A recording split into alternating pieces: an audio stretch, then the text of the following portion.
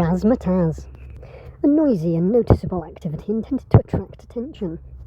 Distracting, a confusing or colourful, often gaudy action or display. Inflated, involved and often deliberately ambiguous language, double talk. First used in the 1880s and associated with the fin de siècle and the jazz age.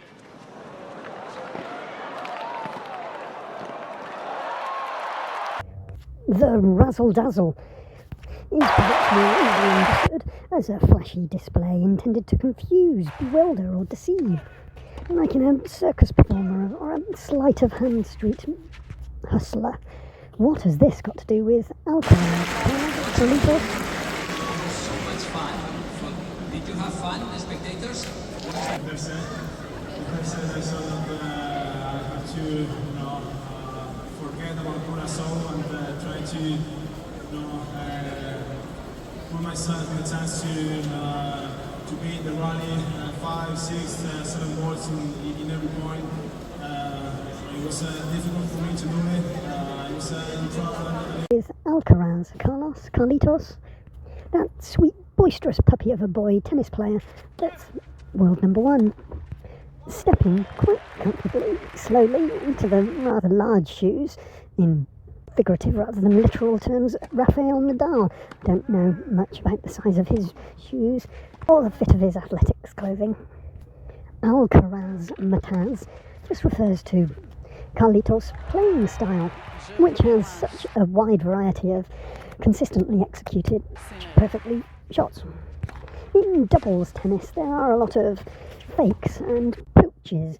I don't doubt that in singles there is too, but it's such a level of micro-tells and clues that you've given as to how you've hit the last shot that you only really know if you're on the receiving end. It seems like micro-tells in compared to what's fairly obvious when you're watching in doubles.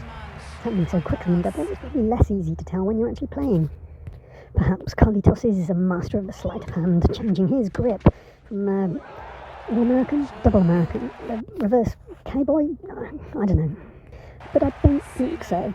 I think Alcaraz-matazz is just being used by Carlitos admirers as a compliment on how much they love the not overly ostentatious presentation of his overt portfolio of shots.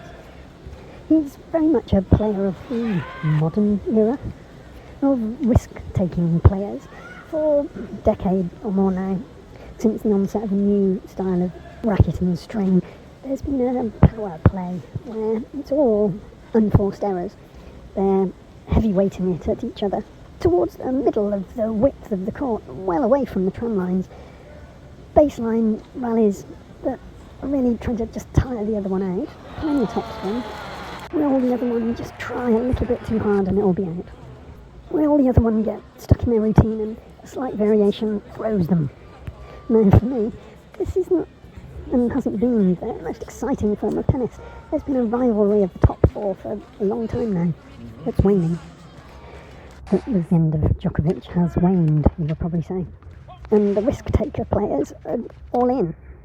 Yannick Sinner has a similar sort of varied range of shots, but it's slightly more conservative Northern Italian Tyrol presentation.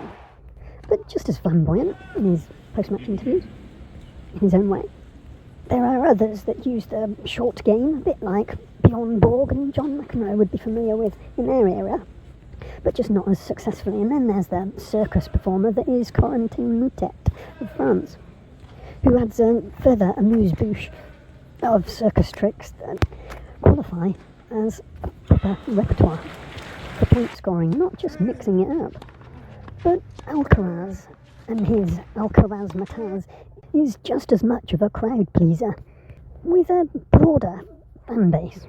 Naturally enough, he's inherited Rafael Nadal's fans, which are international.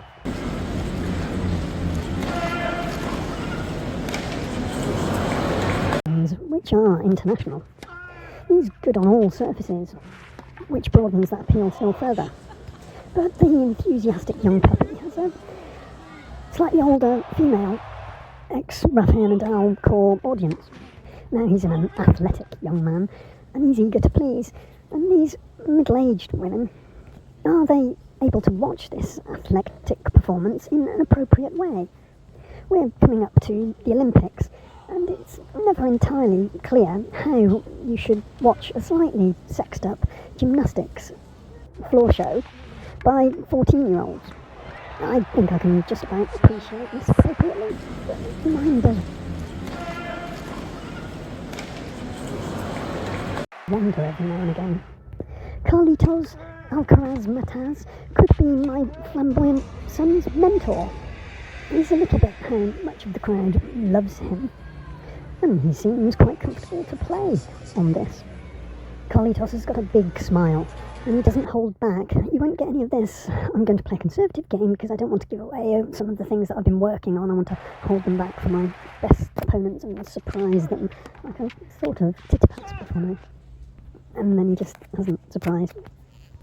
There are no real tantrums that you wouldn't want your children or grandchildren seeing. With his thick cropped haircut, you could be forgiven for saying he's not obviously glamorous, and perhaps that's why Emma Raducanu might only just be showing an interest. But in terms of boyish charm, he's a real Bobby Dazzler, some people might say. Someone who's considered, with affection, remarkable or excellent, shows smart dress sense or maybe flashy. He's going out in Ibiza to celebrate now. Let's face it, he's not. You can't go out in Ibiza properly.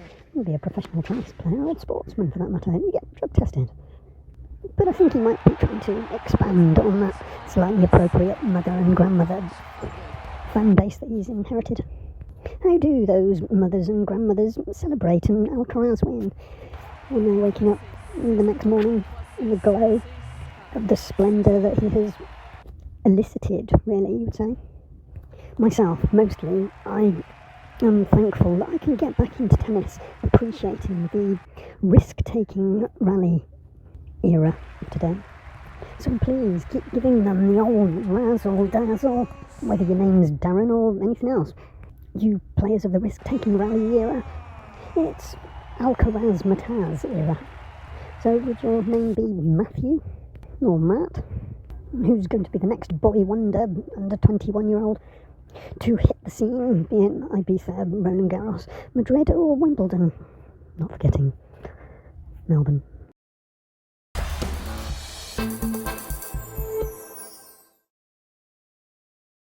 It's Carlos Alcaraz's playing style that I describe as the modern risk-taking era, but when he uses the range of shots that he does, it doesn't really look like it.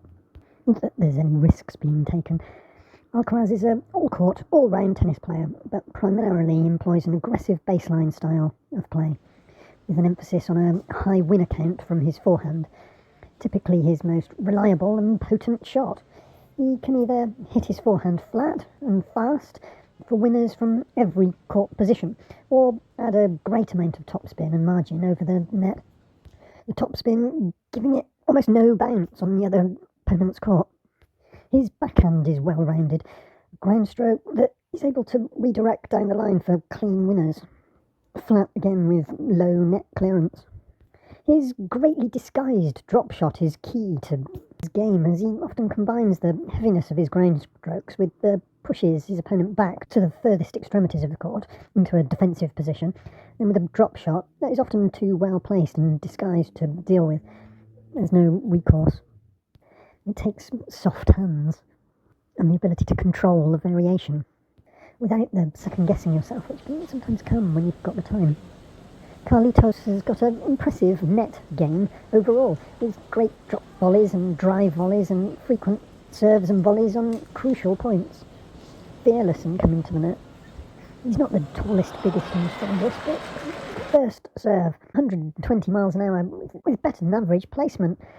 Alcaraz has a reliable second serve to which he can add topspin in order to get a high bounce off the court and either push back or get a weak return from closer returning opponents. This serve typically reaches 100 miles an hour even. Whether he's got the greatest forehand of all time is debatable, but it is devastating. But the quality of the shots is matched with his athleticism, physicality, direct sprints, counter-attacking abilities, an extremely high peak foot speed that can't fail to remind us of our headbanded hero of yesteryear.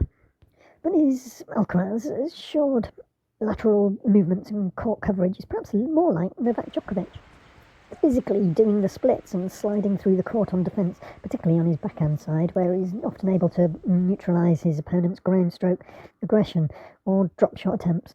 Court coverage and exceptional touch have been crucial to his success. Delightful and eye-opening to watch. Carlitos? Come on, Carlitos! No, I'm a fan. I'm not being overly boisterous. Please just understand these comments as from a slightly rambunctious tyke myself.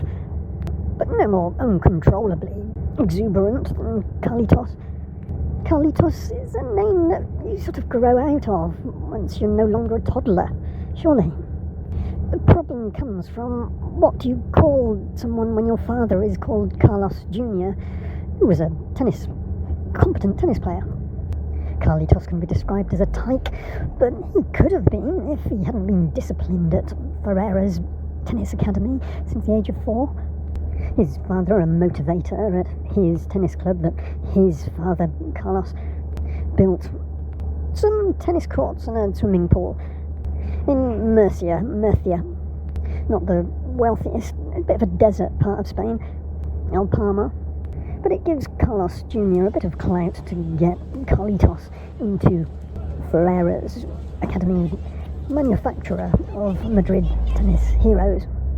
Now, stepping back a little bit, Manolo Santana. Definitely not one of his students.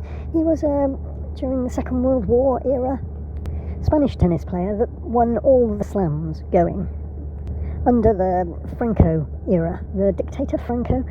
So Carlitos' grandfather, Carlos Senior would have been well aware that the dictator Franco was quite taken by Manolo Santana's successes in all 3 Grand Slams. And what better way for a bit of a backwater to ingratiate yourself with the leader, get noticed, socially climb, where the money comes from to build Franco's facilities isn't any more clear than how much tennis Carlos Senior had actually played against social opponents, how close to the dictator Franco, in order to get so clued up so quickly as to what would work, or perhaps he was just the contractor. Until quite recently, Manolo Santana was rightly honoured.